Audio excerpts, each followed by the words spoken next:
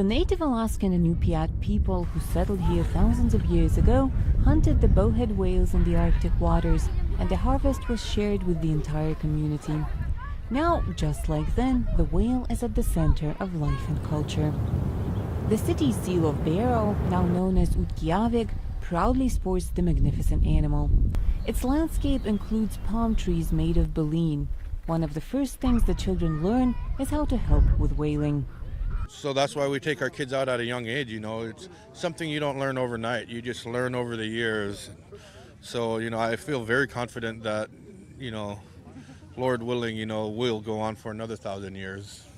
In Barrow, whales mean not just food. In a town with few attractions, they are at the center of the Nalukatak festival, celebrating a successful whaling season. It begins with a solemn prayer. Then people enjoy traditional treats, from geese soup to whale meat and fat. Getting our Eskimo food that we survive on, and hot soup on a cold day.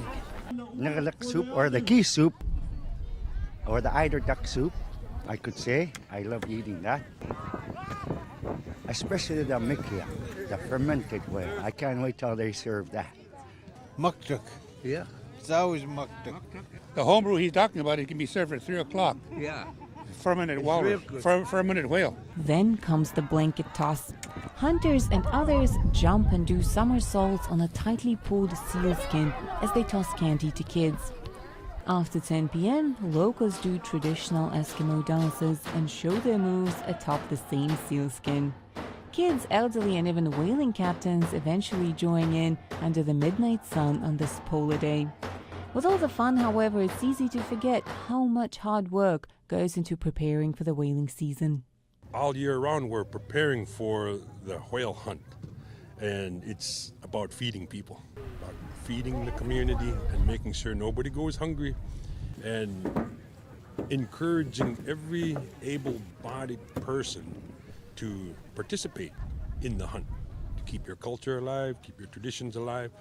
That tradition is grueling and risky. It's really dangerous. You're in a 20-foot boat paddling up to a whale that's 30 to 60 feet big. So yeah, there's a lot of little things that could go wrong, and it's just dangerous all the way around.